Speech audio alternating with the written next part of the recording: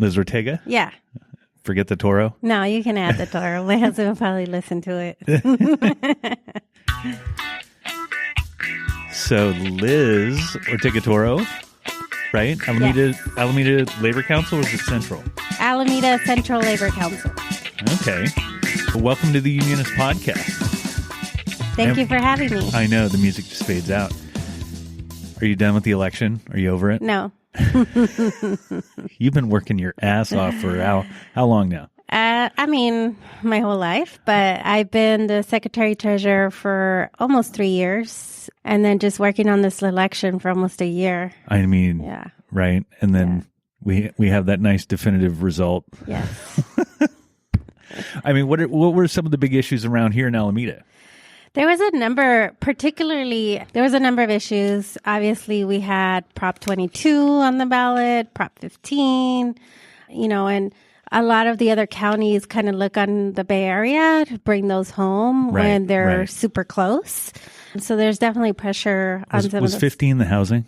Yeah. 15 was the taxing the rich. So, a minor fix to Prop 13, if I remember right. Yes, that's correct. Oh, God, we need that. Yeah, so those two were pretty intense. And then just, we represent there's 135,000 workers in Alameda County. I can't remember the exact number of cities, but a lot of the cities look at Oakland as kind of the model, being the biggest city. Right. So I always have to keep my eye on Oakland and make sure that, whatever happens there. Take care of the town. Yeah, exactly. I got to take care of the town and make sure that other cities either do the right thing and model after the town, or don't do the same things. Well, you're talking to, Rudy, and I guess, is it Jack Buckhorn up north now? Yeah. Yes. So you guys all coordinate too, right? So the Bay Area councils, I think that's been different and interesting that we're actually all working together. So San Francisco, San Mateo, not always Contra the case, Costa. Yeah. Well, it's hard. I was involved in the Golden Gate Bridge once or twice. And just you get these coalitions, which is the world you live in, because how many unions are in the 135 in the Alameda Labor Council? There's 135 different unions that all have delegates. Yes. Sweet Jesus. Yes. Yeah, that keeps you busy. Yes. Yeah, because just trying to get, like at the Golden Gate Bridge, trying to get the coalition, which I think was 12 or 15 unions, to try to agree on anything was a challenge. Yes, it's definitely a challenge. And I think one of the things I'm most proud of just coming out of this election is that we were able to really unify ourselves around some key races and come together and win. And in the races where we didn't agree so much, we weren't openly attacking one another. Oh, right? That's a change. Yeah. We were very purposely said, okay, we're going to agree to disagree and not make a huge deal out of it and not outspend each other across, outspend resources that could go elsewhere. We kept towards the wins. Yeah. So we stayed focused on the places that we could win together, and those where we couldn't, we just, kind of kept those out of the limelight. Well, so what was the biggest win this cycle? I would have to say there's two big ones. So again, in Oakland, we early on voted as a labor council to not endorse a candidate, an incumbent who had been on the council for 8 years, and without even having another candidate against. Oh, really? Yeah. We didn't have an identified candidate. Just disown somebody? Yeah. We took... They must have earned it. They earned it. I mean, it's very rare, and I said this from the beginning, it's very rare where I have a candidate that's just not, it's not just bad, but hurtful to working families across the board. Right. Public, private, fire, building trades, SEIU 10-1. I mean, all of us. When I was looking at the chart and looking at the names, there was one name that just kept popping up as being hurtful to working families in Alameda County. And I came back to the executive board. I said, we need to send a message. We can't not be a union town and allow another 4 years of this. Some hostile person. Yeah. And we did. They took a vote, and we did a no endorsement before we even have a candidate against this person. So we did, literally put ourselves out there. Oh, that's awesome. Yeah. Did we endorse this person in past elections? Yes, in past elections. And Beat it. yeah. But this time it was, it was very public. It wasn't something that we did and then just, put it in the shelf to see if we could come up with a strategy. The strategy was to be very public. So we stayed united and send a strong message. And even to those established, candidates, other candidates who are watching. Yeah. And I wanted to really just make a mark and say, labor is in Alameda County. We're strong. And we're not going to. It's always been a union county. Yeah, it's a union town. And we're not going to allow, elected officials to continue this anti-union rhetoric and vote to hurt our families. So that's one. Mm-hmm. Two was you said two. So yeah, two big wins. Two. Well, it was three. Okay. Don't be modest. Okay, I won't be modest. The second one was, I would say, Councilmember Rebecca Kaplan, again in Oakland. Midway through the campaign, we had a candidate who started to get a lot of money from Uber and Lyft. Oh, hello, Prop 22. Yeah, exactly. Yeah, they sprinkled a lot of money around, and we hadn't really seen that statewide. Uber and Lyft coming in that much for a local race. Well, if I remember, Uber's Oakland based, are they not? Uber, I thought they were San Francisco. I'm not sure. But yeah, so But they're big around here, they're no big, doubt. Yeah. Yes, for sure. So they definitely had an interest in making sure that the incumbent didn't win and put up a candidate, did an independent expenditure, put thousands of dollars that we were not expecting. And so we had to go on the defense pretty quickly, and we won. Nice. So, and it's been a lot of phone banking. And so what does winning entail usually, typically for a labor council? This year is different. Obviously, don't give us all your secrets. So. Okay. For the pandemic, it's been different because of the pandemic, obviously. Right. That we took a big hit. Because that's the big advantage is, manpower, right? Exactly, yeah. But, our members are so dedicated and so, they're used to the fight. They're used people to are pissed off right now. Yeah, they're used to being out there and fighting. A lot of the members that I represent didn't have the luxury of working from home. They were essential workers. Right. And so when it came to, doing what we always do, they were ready to go. We were on the streets. We were doing lit drops. We had a 5-day strike in the middle of all this. Oh, that was Alameda Health Systems. Right, at Highland Hospital, or was other Alameda Health properties? It was other Alameda Health properties. So it was Highland Hospital, San Leandro Hospital, Alameda, and John George. Wow. So it was definitely different. And that moves to the front burner, right? So everything else gets parked until you deal with that labor action, and then... No, we got to do it simultaneously. Simultaneously? Yeah.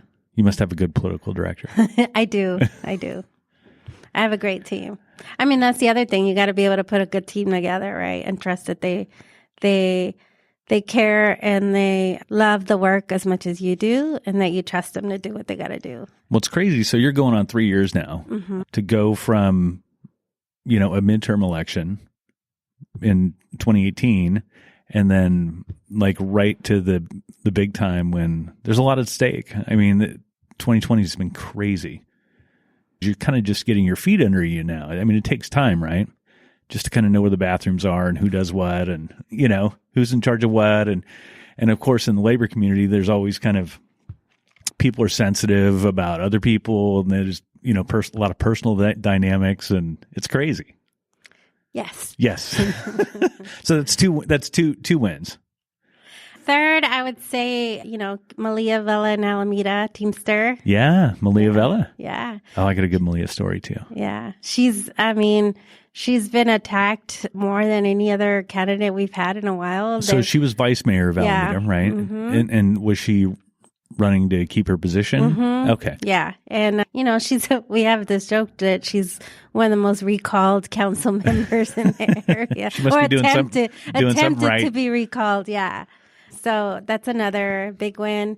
Yeah. Years ago, I was phone banking on several different issues, and I was just, calling people off the list, and I'd called and I got a message machine, And I went on and on this message machine. I know Malia, she's great. She needs your help. And then it turned out to be somebody, I want to say it was like her boyfriend or fiance or whatever it was. So, I scored a couple points there with the vice mayor, Alameda. That's always good. And I've worked with Malia for, 10 years. So, yeah. So it's good to have another team, a Teamster and a woman of color and now a mother. Yeah. No, I know. And she's doing it all. And that's been about a year and a half, right? Yeah. Oh, good for her. Mm-hmm. Which is, the handicap women have to deal with. Yes. Yeah. That's the other thing that's been on my mind is just. Well, I say handicap, but or it's not even disadvantage isn't the right word, but it's, being a woman in the workplace, it's not as easy as it is being a guy. I mean, yeah, there's raising kids and everybody assumes that your primary functions aren't working and being involved in the workplace, that you're just mothers and. Yeah. It's hard. Which as gives a us mother Kamala. of 4. Oh, you got 4 kids? Yes. Wow. Yes. How old are they? They're, now you're going to test me. Now I got a 10-year-old and a 7-year-old. Oh, so. Okay. Now mine are 24, 23, 22, and one who's going to be 14. Wow. Yeah. I know. Distance learning's fun, isn't it? Yes.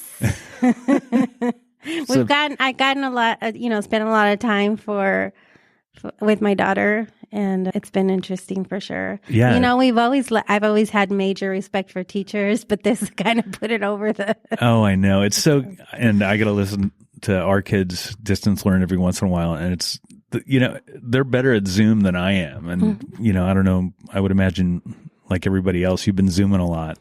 And but the things that the teachers have to put up with now, like they're like, stop snacking and don't pet the dog. And, and on top of that, run the class. Yeah.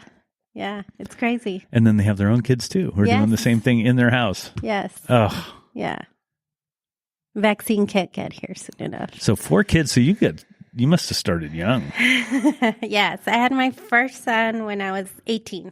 Oh, nice. Mm-hmm. My mom was that way, although she was much older when she had me. But my oldest brother, she was 18. Yeah. Mm-hmm. And she always said that it was cool because it was like they got to grow up together in a way. Yeah. Yeah. My oldest definitely, he's been phone banking and precinct with me since he was born. So right. He was here last week helping me out. Well, where did you come from? How did you get involved in all this stuff? Yeah. So I was, my parents brought me to the United States when I was 3 years old. We have a very similar immigrant story that a lot of folks have.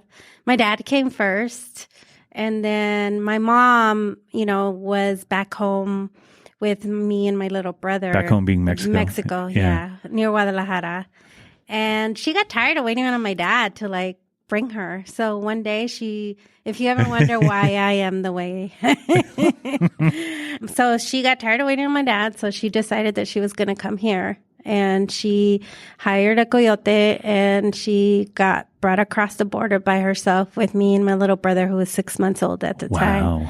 And got to San Diego and called my dad and said, "Hey, I'm here. Come get me." Not good for her. And my dad was like, "What?" And he had already established himself here So this is where he came. So I've been here my whole life. So you're up. East Bay born and bred. Yeah, born. Well, not born, but not might born. as well. I'm sorry, I take that back. Yeah. Might as well be. Yeah. Yeah. But all your school years, all that stuff. Yep. I went to school here, grew up here, grew up in the Fruitville district. And then my dad was able to buy our first home right down the street on 71st and East 14th. Wow. Yeah. That's a fun neighborhood now. Yeah. That's where I grew up, 71st and East 14th.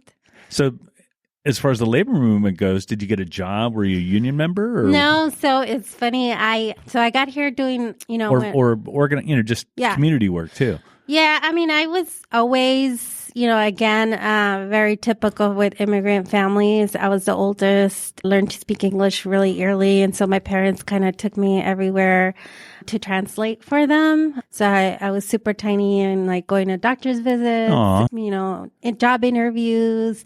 ICE. Back then it was, what's it called? The Immigration Center to fill out their paperwork. Was it INS? INS. Yeah. So we got our